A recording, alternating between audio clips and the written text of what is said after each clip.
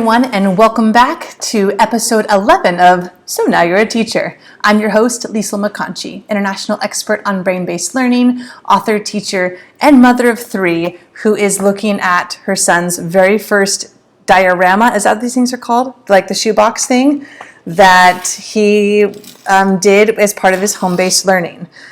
Props to the one and only amazing Mrs. Herrera, who is like killing it with the remote learning. But this is his very first diorama. They are studying dinosaurs, and I think this diorama is post-dinosaur extinction because there are no dinosaurs in there. Anyway, here we go. We are jumping into our third and final hardwired motivator, meaning it works for all students, all children, all ages, all subjects, across all contexts. This will work. From here, we'll jump into the long-term motivators. So you're looking for your kid to just like get up, get doing something. Here's what's going to work. We've already talked about curiosity. We've already talked about anticipation. This last one that really gets the brain moving, relevance. That's right. You probably could have guessed that one. We've talked about it a couple times before, I know.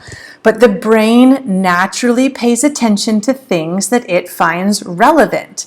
If my brain deems something as important, specifically to my survival or to my social needs, then my brain is going to be motivated to move towards that and do something with that information.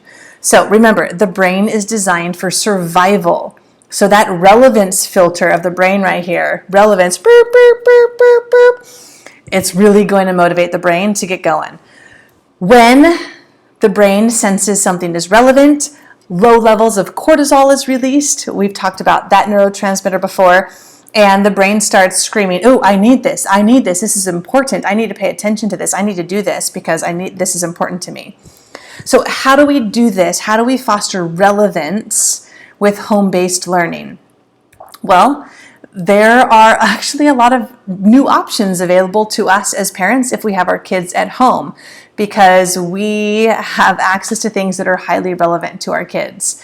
And we're not tied down by the same restrictions as schools might be. So here's something that we're doing here at our home. So if you're designing your own home-based learning for your kid, just think to yourself, what is relevant to my child? Like what's really important, what's really meaningful, and use that as a way to help motivate your child. This isn't about holding something over their head, but it's just about making a relevant connection. So here at our house, we have the McConchie Family Meal Plan, which looks like this. This is their menu of what they can purchase throughout the day. And each child gets their own little wallet. And this is one of the ways that we're fostering our math literacy and our financial literacy with our children right now is they have to pay for every meal. And I mean, talk about relevance. Like my kids are hungry, they want to eat. And so they are going to make sure that they give us the right amount of money and not too much, because if they overpay, then they don't have enough for other meals, which of course we wouldn't withhold for them. But you get the picture. If you have older children, man, have them buy some fake stocks. Like give them some fake money, have them buy some stocks. They can be calculating some percentage increase. The stock market's going crazy right now. It might not be the most uplifting of exercises, but those are some ways that I would be fostering some math skills with high relevance right now. If I had teenagers teaching secondary math, which is where my teaching expertise and experience was at the secondary level. So me doing this elementary math is actually a new world for me. So if you've been handed the remote learning from your school and your teacher, it's hard.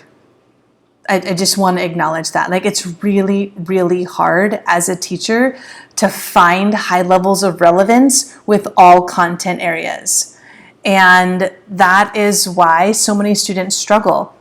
And it's a bigger conversation than we have time for, and this really isn't the best context or time and place for the conversation of why are children asked to learn things that are not important or meaningful or relevant to the big world.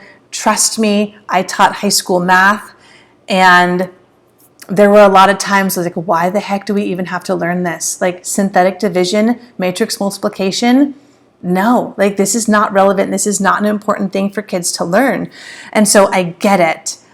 So please, first of all, continue to be patient and tolerant and loving and gracious towards your child's teacher. They are doing the best they can. Let's continue to make generous assumptions towards them.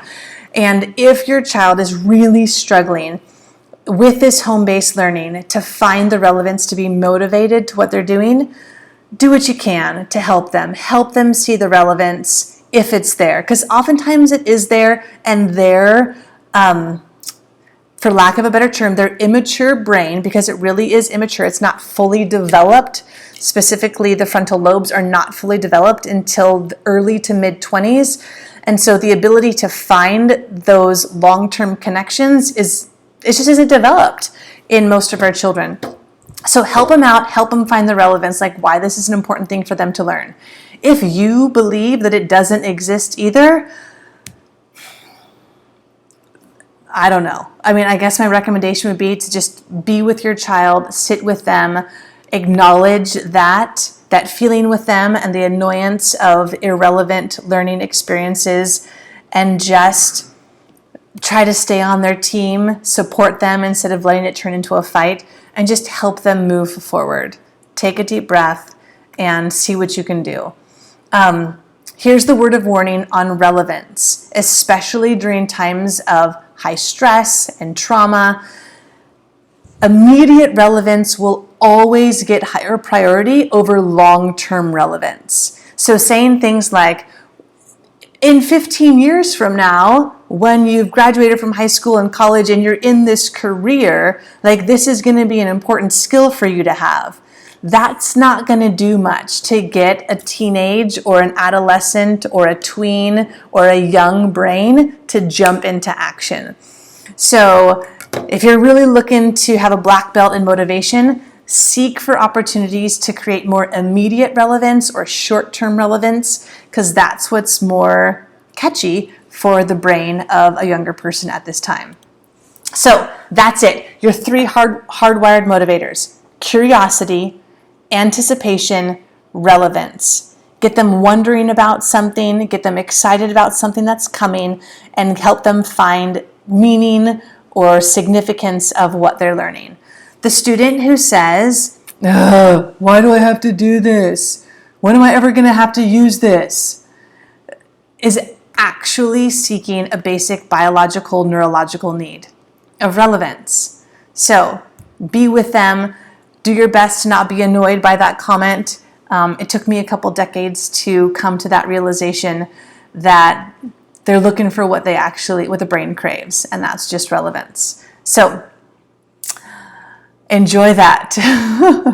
But hey, coming up next, guys, we're gonna take one quick episode to quickly dissect the long-term motivators that work over just a longer sustainable period. These 3 will help get the brain jump-started, but you really want to find ways to connect to these long-term motivators whenever possible. So get ready for that, but until then, take a deep breath, everybody. And keep breathing. Keep breathing. Keep doing all those things we've talked about with de-stressing. Check in with your diet. Check in with your sleep patterns, your media consumption. Keep that to a minimum. And we can do this, everybody. Keep that brain healthy. Keep it healthy. All right. Until next time. See you soon.